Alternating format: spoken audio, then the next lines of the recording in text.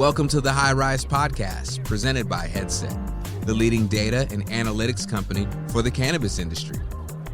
So how many parking tickets do you think you have to get before the city of New York decides to tow your vehicle? I have to imagine it's a lot because I've had quite a few myself. Have you? Have you had $500,000 in parking tickets? Probably not. No. Yeah. It's a investment in real estate, not a parking Yeah. ticket. So apparently, I mean, if you have 12 trucks covered in cannabis-related imagery and you're parking anywhere you want in the city of New York, selling, maybe CBD products, you can rack up $500,000 in parking tickets before they do anything. Obviously, we're talking about the weed world vehicles that were all over New York. And I think they're in a lot of cities. I feel like I've seen them in other places, not just New York. But back in June, when they actually got towed over parking. But more recently, they got towed for just, I think maybe still the parking. But they seized them, claiming, no longer will you be able to buy illegal cannabis from the Weed World bus. And they don't anticipate it opening for business anytime soon. So it sounds like they've officially shut them down. So maybe the first time was for parking and this time was for weed, maybe. Yeah, I mean, it certainly is doing a great job of confusing the heck out of the consumer in New York. But I've seen those trucks there for a long time, so I'm surprised it took this long. And I'm sure that group was doing a cost-benefit analysis of the sales versus the parking tickets, and it was paying out to stay open and to continue to push the rules on that. But yeah, I saw that the tweet went out that they had impounded those vehicles and consider it a victory after having spent time in New York State recently from all the way down in Manhattan and Brooklyn, all the way over to the very northwest corner where my little hometown is. I can say that this is a drop in the ocean in terms of trying to curtail the semi-illegal operators, however you want to talk about it, of what's going on in New York. But it was a start, so we'll see what happens next.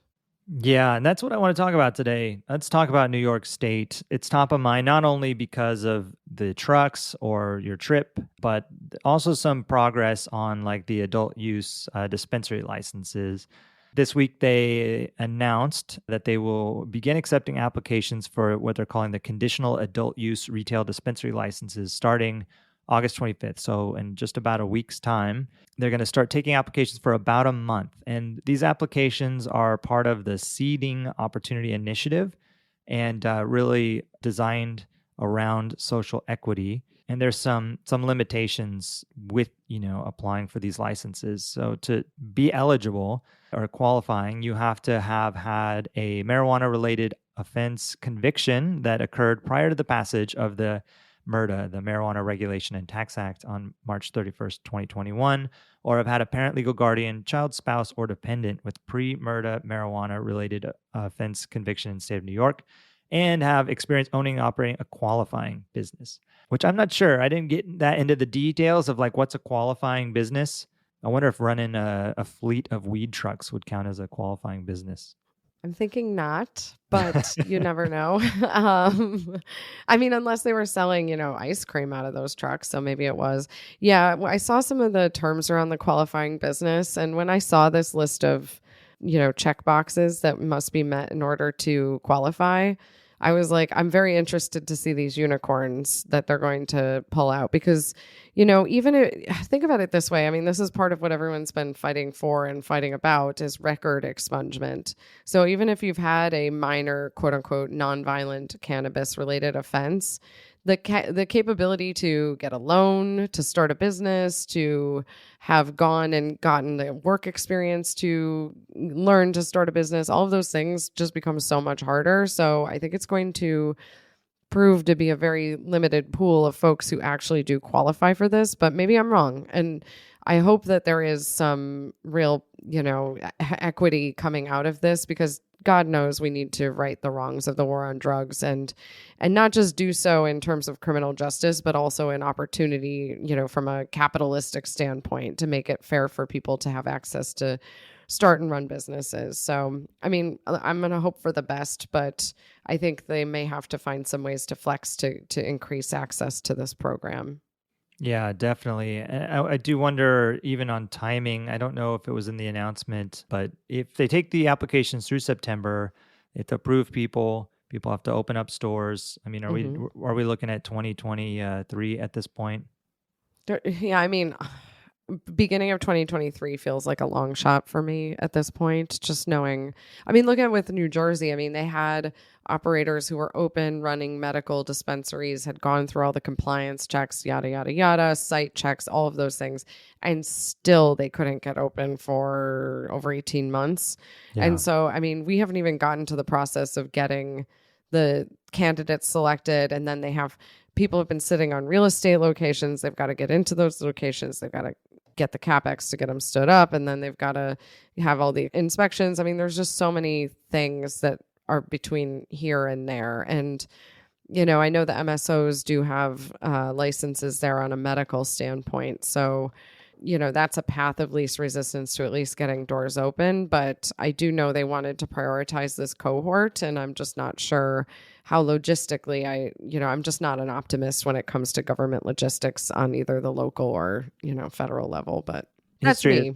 Well, history has shown like it never goes well. Any new market that opens up, it always takes much longer, has many more hoops to jump through, a lot of challenges. So I'm the same. It's great to see that things are moving, but I guess it's like a small win given how long it's been since MRTA passed, and that, you know, we're finally here where they're finally accepting this first batch of applications, not even just broader applications. But it's something. And you did mention MSOs, and that's another reason why I wanted to talk about New York. Huge news from a company that you're close to, you know, and that we cover quite a bit, with Ascend Wellness bailing out of the MedMen agreement to take over their assets. Was that the original plan? They were going to basically go into the New York assets that MedMen had for medical, or still has for medical, and take those on. And I remember it wasn't long ago that there was a pricing issue where MedMen wanted more money for the assets. Ascend came to some agreement. Was it another $18 million on top of the original deal? Something like that. And fast forward to this week where Ascend is out. Abner Curtin, CEO, told investors during earnings that due to concerns about the status of MedMen New York's assets, which have deteriorated materially since December 31st, Ascend is no longer moving forward with the transaction. So huge news. I mean, huge news for something that has been in the news for so long. I feel like we've been hearing about the challenges with this deal even coming together. And then to get to this point is a crazy surprise, frankly, you know, from the outside, right? Maybe it wouldn't be a surprise if I had seen the MedMen's assets that had been deteriorating. Yeah, I mean, this is why a deal is never done until it's done, because there's so many steps along the way, and the machinations of what go on inside of MedMen are a mystery to me. But all I can say is that, you know, when you set a price and first you set a price and agree to it, and then you march towards closing on that. But along the way, you're doing diligence, digging in on the assets that you've agreed to purchase under this understanding that they're in a certain condition. And as you know, and as you just articulated, there was a lot of back and forth, actually, even about the deal being consummated at the pricing that it could get done at. And, you know, within that time frame, you know, I haven't been on the sites, but apparently the assets have deteriorated, and that was explicitly not a part of the deal. The deal was to keep the assets and to maintain them and to make sure that they were in the shape that we could continue to move forward as a business. So, you know, when you're taking into consideration pricing, you have to be very sensitive around what the quality of the assets are. So, yeah, this was a tough one because, you know, Ascend was really excited about it. And I think just right there, and then the cross section of what's happening in New York, you couldn't justify it from a fiduciary standpoint. So there we have it. Here we have it. So when I think about, you know, the assets that they have, I mean, they have the retail locations, they have the grow facility. I have to imagine that this has to be primarily the grow facility, or, I don't know, paint chipping on the walls of the retail stores. I'm not sure it's just a mess in the back storeroom or something, but I feel like the grow is probably where this is the biggest problem, right? Like if they're just not producing at the level that they were before or had challenges. I know, I'm certainly no grower, but I've heard plenty of stories about, challenges of grow facilities and keeping them, really, really clean and making sure that everything keeps going with no contaminants or anything like that. And so hard to say, but from the outside, it does seem like that would be the case more than like the retail storefronts. Yeah, I think that the things that tend to be more costly are on those back ends, like cosmetic stuff you can keep up with or jump in and refresh. But yeah, when it's something that impacts the actual ops of the business, that changes the entire complexion of the transaction. So very difficult stuff. I mean, people talk a lot about M&A. It is a really difficult endeavor, and it can sink or swim entire businesses either way. I've had friends who've, like, Oracle has tried to buy their business. They went all the way down to the finish line, and then Oracle bailed and they were out of cash. I mean, these things happen all the time. M&A is a risky endeavor, but it can pay dividends. So you just have to, think about it carefully. And one of the things I've learned in this industry with M&A is, like, you're never too far along with something. If it's just starting to come apart, you got to rip it off and keep going and look for something that's a better fit, because you just can't get too far. It's the same thing as in investing. If you get all the way down on the diligence, it stinks to break up at that point, but you've got to do the deed, so to speak, and keep moving with other things. Yeah, and it seems like with the 70 million of cash now that Ascend has, there's a lot of opportunity out there. Like we were just talking this week about Massachusetts needs more stores, and Ascend is in mass markets like that. So I'm sure they could put that money to good work, and I'm sure that MedMen will find someone in New York that wants this should they want to continue. It just seems like it's going to be a popular market. It's just such a headline grabbing market, as messy as it is today. But yeah, I mean, you were there. I'm sitting here in Seattle. Couldn't be any further away. I was there last summer, and the weed was in the air, so to speak. Right? It legalized. It was everywhere. People consuming everywhere. A few spots you kind of noticed that had kind of a dispensary vibe, but I think it's proliferated quite a bit more. In just that year. So what was it like being on the ground? I mean, you obviously were not only in New York City, but you were in New York State broadly. What does it look like there today? Yeah, well, being the weed lady that rolled into town, all my friends couldn't wait to tell me about how they have legal weed and that they were able to buy California products right in the store on the corner of their street. California products. California products. And, it's like pretty big brands like the Stizzies of the world and other ones. That was the one that was actually the most prominently displayed in multiple doors that I physically saw.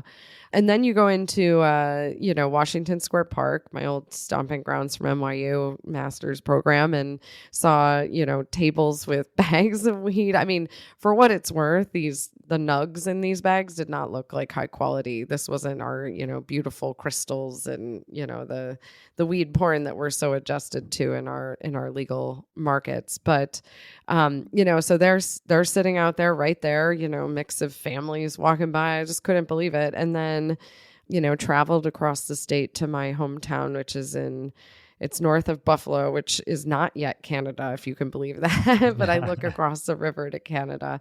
Between the Buffalo airport and my tiny little hometown, I went by multiple billboards promoting. So I live in an area that's surrounded by sovereign nation land, and I went to school with several folks from that land, like the Seneca Nation and the Iroquois Nation. And it was just really, and we used to get our gas there because it's cheaper there, and also rolling papers and different things like that. But I was shocked to see on the side of the road, one of my old favorite, gas and paper places, Smokin' Joe's, was promoting that they have cannabis and also gas at very reasonable prices in this inflationary time. So I was like, well, it's the whole gas and grass thing. But, and then, I mean, I think my favorite one that my friend declared that he had shopped at, and I did look it up, is Smokahontas.